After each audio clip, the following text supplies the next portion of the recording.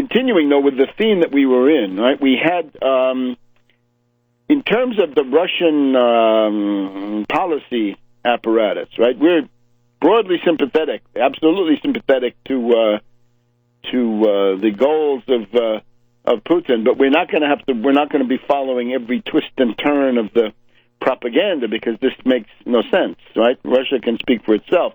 But what we're interested in here is indeed this question of getting out of the globalized universe. That is to say, the 25 years of unilateral, unipolar U.S. domination, which has somehow been more extreme, right? When we had Spain from about 1525 or so until the late 1650s, Spain dominated the world, fine.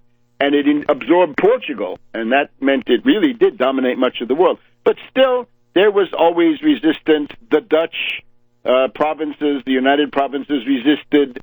The English resisted with defeating the Spanish Armada, and the Ottoman Empire, and even France at different times in there resisted. So there was no unchallenged, unquestioned world domination.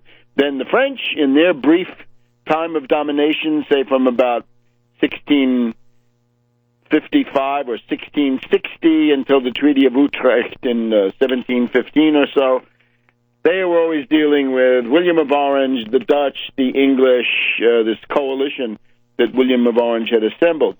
Then the entire time from Utrecht until Trafalgar, the British tended to dominate, but the French were still quite strong. Other powers were there.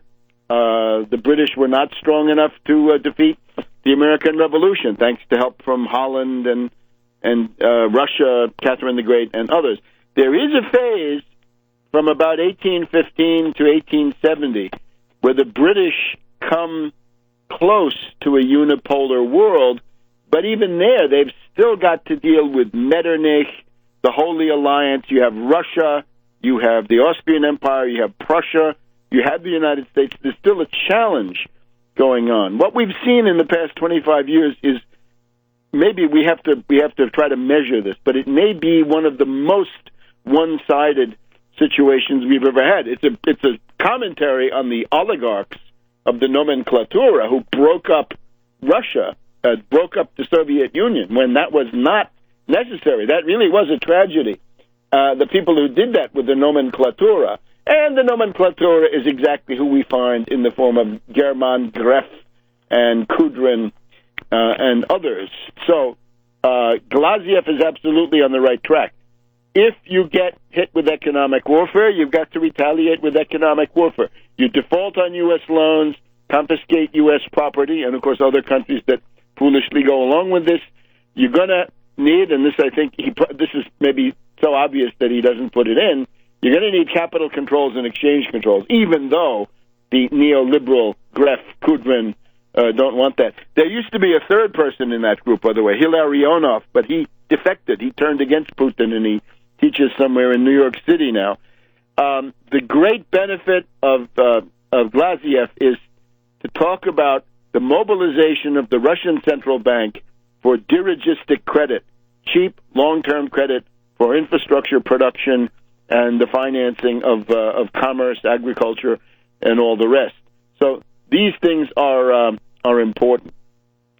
At the same time, you don't need to endorse any publication that publishes an account of this, right? You don't need to give your heart away quite so readily.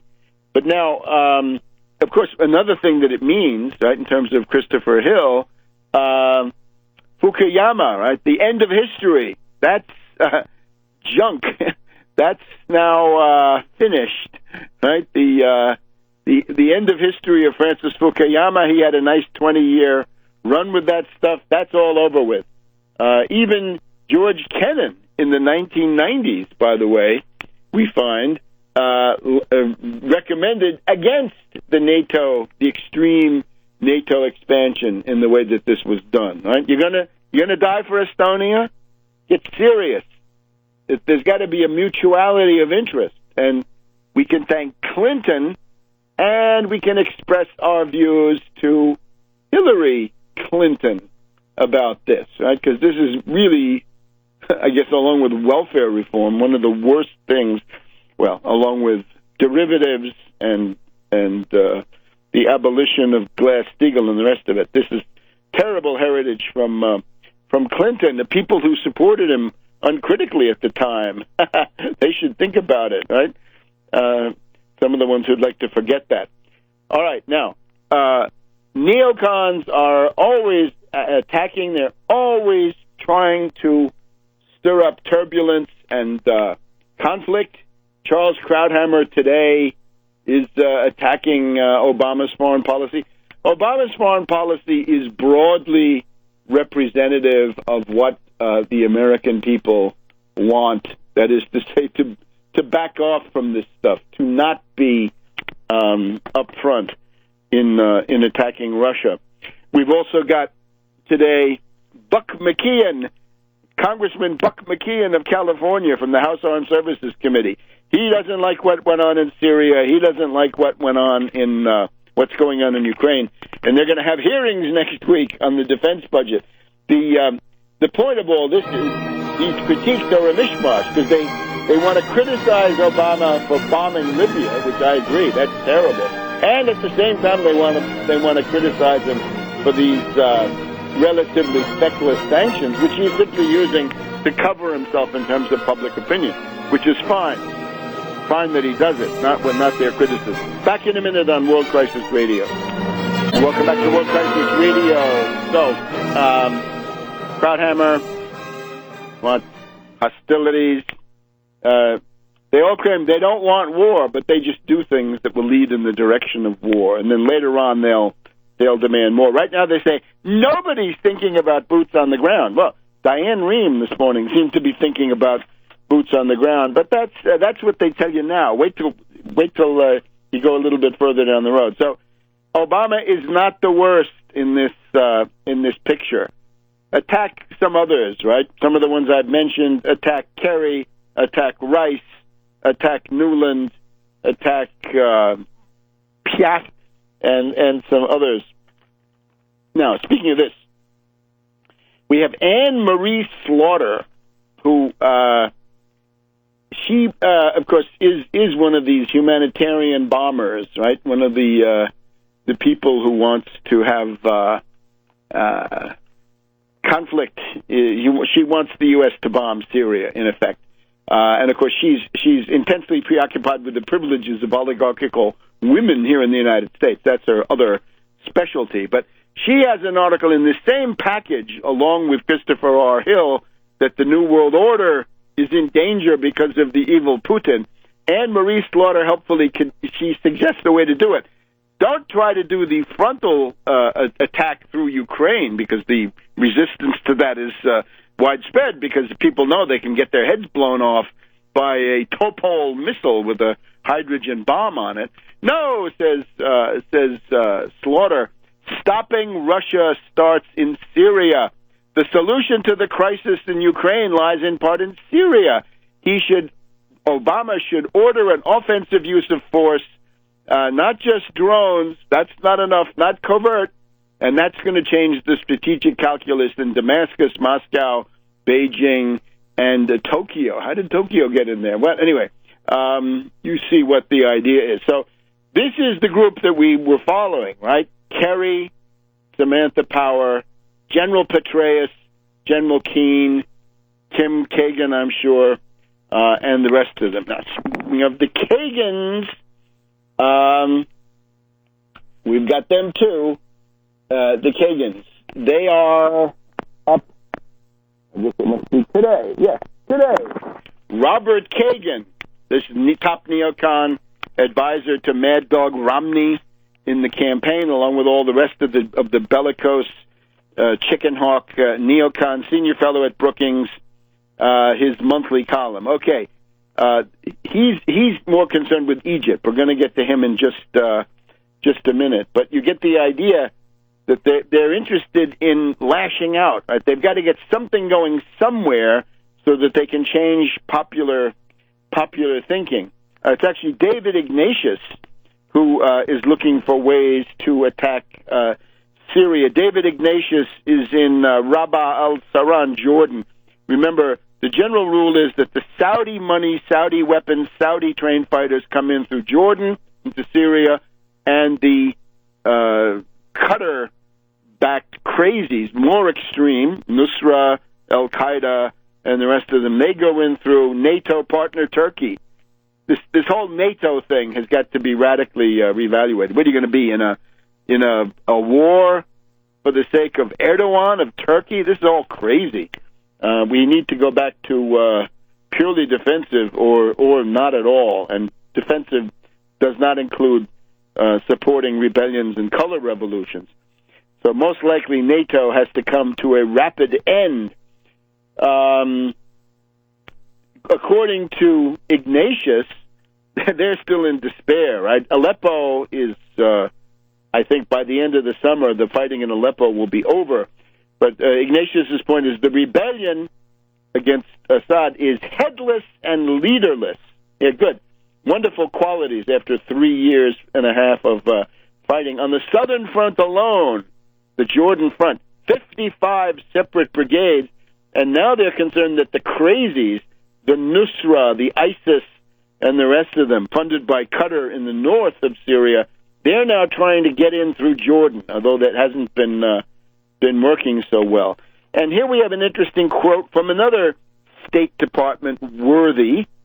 This is Ryan Crocker, widely respected former U.S. ambassador to Syria and Iraq. This is the Crocker Bank, I believe. He talked to a think tank in Washington on Thursday, quote, as bad as the Assad regime is, there is something worse, which is extreme elements of the opposition, close quote. Bravo, Crocker. Now why don't you change your lunatic policy of supporting these people if they're worse, right? Because that's who you're going to get. You're going to get in revolutions, it's generally the most radical faction that takes over. But you see, with Dean Slaughter, right, Anne-Marie Slaughter, this charming lady, she wants to attack Russia by humiliating Putin in Syria. Now, Kagan, his shtick is that he wants hostilities with Egypt, a partnership that damages the United States. Now, you know what this is. General Sisi is running for president, I would add. Hamdin Sabahi, the Nasserist, is also running for president. Between these two candidates, I would say, you compare that to the Republican field, Egypt is doing significantly better than the Republican Party.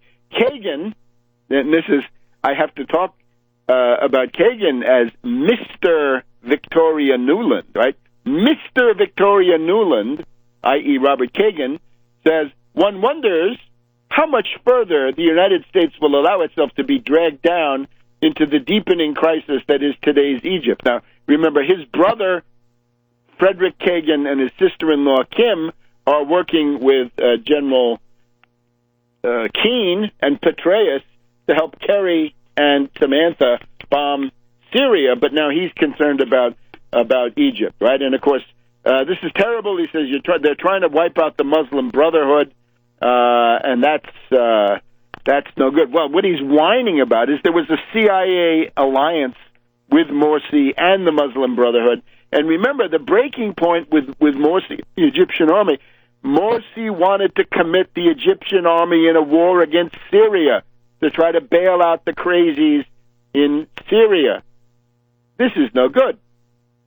The American people will not support such a policy. But you see the extreme tension of these neocon and other warmongers, right? We've got more and more of a convergence of the responsibility to protect humanitarian bombers with the out-and-out neocons. So we want to reject all of this. Now they say, oh, but the 680 sentenced and the 500 last week. First of all, most of those people are at large. Many of them are not in the prisons, and I doubt very much that many of those sentences will be carried out. There is this guy, Mohammed Badi, who is the head of the Muslim Brotherhood, who was trying to overthrow the government. Now, you got to be realistic here. Let's look at Egypt under the Egyptian army. Let's compare that to Libya, where you had absolute anarchy and the breakdown of civilization. Let's compare that to Iraq, where you can see an election, but punctuated by bombs. And let's look back at Algeria. You could probably argue that for somebody like Sisi and the Egyptian generals, it's either do what you're doing and let the human rights hypocrites in the West squeal, or if you don't, you're going to get Algeria 1995 with several 100,000 dead, entire villages wiped out. So what are you going to do? Civilization must be defended. Civilization must survive. Anarchy is not an acceptable program. He banned April 6th. Yeah, April 6th is what? It's AUTPOR. It's a branch of the National Endowment for Democracy, right? It's essentially the CIA. So let's get serious on that one, too. Back in a minute on World Crisis Radio. Welcome back to World Crisis Radio. Now, we got to try to cover some interesting historical terrain here. But first, I'm for the abolition of the death penalty. The death penalty is cruel and unusual punishment, and this piece of monstrous, appalling barbarism this week just reminds us. I'm wondering, where are all the libertarians? Where are the people who are they're so supportive of Cloven Bundy, but this person who was put through unspeakable torture, again, appalling barbarism. The libertarians are silent, underlining what hypocrites they are. The other one that I wanted to mention just in passing, hope to say more about it, the Rats Cabal. We got the Rats Cabal doing a lot at the Supreme Court, Roberts Alito, Thomas and Scalia. The question on the affirmative action and the referendum in Michigan, I think what that points to is, apart from the merits, the race-based formula is politically untenable, and it may have merit or it may not, but it will not pass. It's losing more and more politically. So I would say to people, you can do the same job for the black community and other minorities, and you can do something important for the poor white population by switching over to socioeconomic or class-based criteria. And this would then be politically viable because this would have broad support. In other words, instead of a race-based system, which is cynically used to divide, the class-based system would, by its very nature, unite mass forces in order to force an expansion of opportunity rather than simply the division of a shrinking or existing pie. The leader in this kind of research, and I'm not endorsing, I'm just saying you want to read up, is the Century Fund, the Century Foundation. I'm sorry. It used to be the 20th Century Fund. They employed W.S. Wojcinski that we've talked about on the program.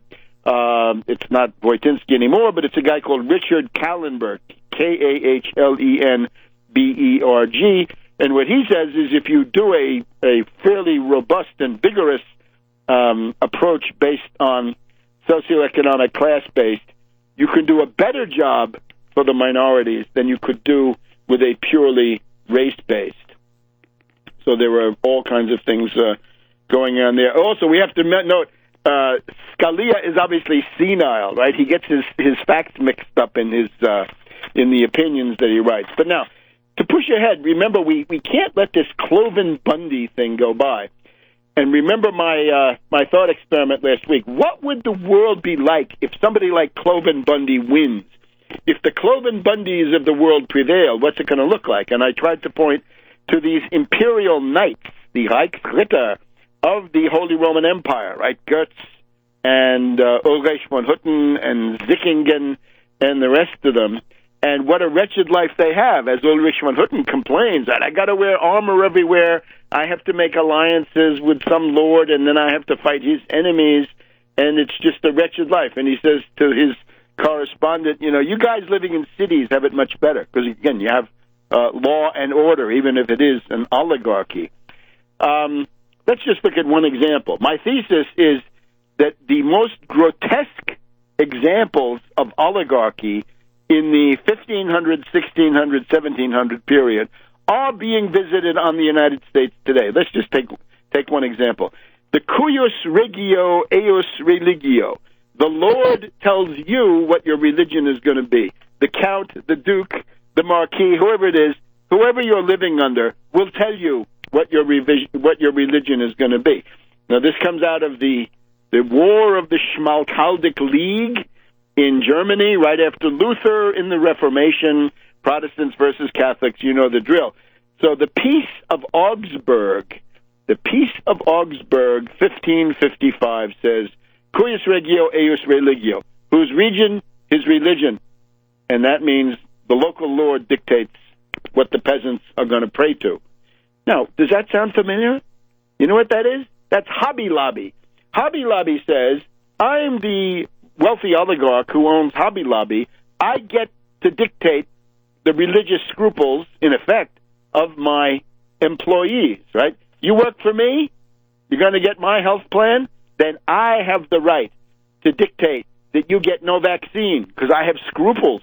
Organ transplants, right? I have worries about that. Blood transfusions, life support, right? That may be a denial of God's will, and on and on. So every crackpot religious doctrine can be imposed on you. Cuius regio eius religio, now Hobby Lobby. And watch out for the rats cabal. They're coming after you. Now, remember, the cuius regio was considered a German liberty. That meant liberty. And remember that liberty in those days, up until the dawn of the modern era, not so many centuries ago, liberty meant special privilege, and it meant special privilege for oligarchs.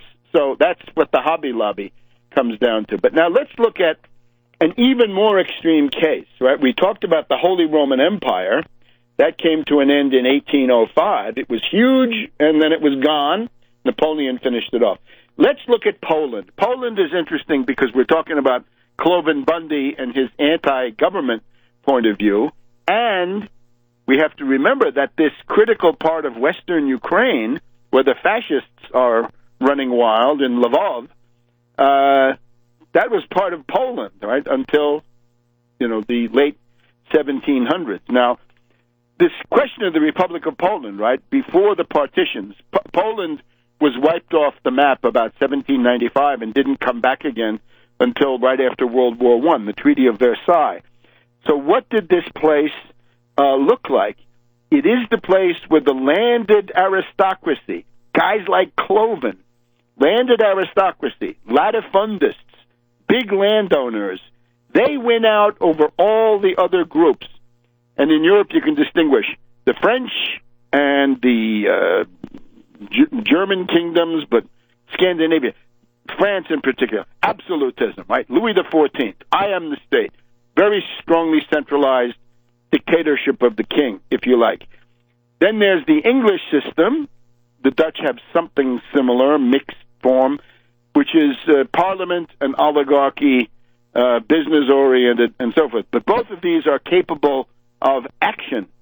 In the case of Poland, the landed aristocracy, the so-called szlachta, the low level, and then the magnati, the big sort of princes, they win out. This is a fairly numerous group. Estimates go from 8% to 15% of Poland were noble. Noble. That's way, way higher than any place else. The low end of the scale is England, right, where the country squire is a squire, he's a landowner, but he's not noble in the English system. Now, the old Polish kingdom, it's an elective monarchy, like the papacy, like the Holy Roman Empire, right, where you have to elect the next king when the old one dies. And the main issue here is, once again, not German liberties in Poland, but Polish liberties, known as the Golden Liberty. The Golden Liberty is a fierce suspicion of central authority and a perpetual invitation to foreign interference, because in the Polish Diet, the Polish Diet breaks up into a French party, a Swedish party, a Russian party, and from time to time maybe a German or Prussian party towards the end. The royal elections were a cockpit of foreign influence, bribery, and intrigue. Now, this place was strong enough to save Vienna and Europe from the Ottoman Turks in the 1680s, but then by 1795, 1800, it's gone. It's totally disappeared. It's partitioned, broken up among Russia, Prussia, Germany, and Austria. Now, how did this come about? Well, there's one big thing. The liberum veto. The liberum veto meant that when the Polish aristocracy, or better yet, their representatives, met for their assembly, one vote could block everything. No matter how many were for it, it could be 99.99999%. As long as there was one of them saying, no, I don't allow it, the thing was blocked. It was blocked. Does that sound familiar? That sounds like the filibuster. That sounds like what goes on in the U.S. Senate. Any oligarch in the Senate gets to block it. And, of course, in an extreme case, they could explode the Diet. Exploding the Diet meant that everybody has to go home, come back next year, and all the work that they'd done in a session lasting weeks or months was immediately wiped out.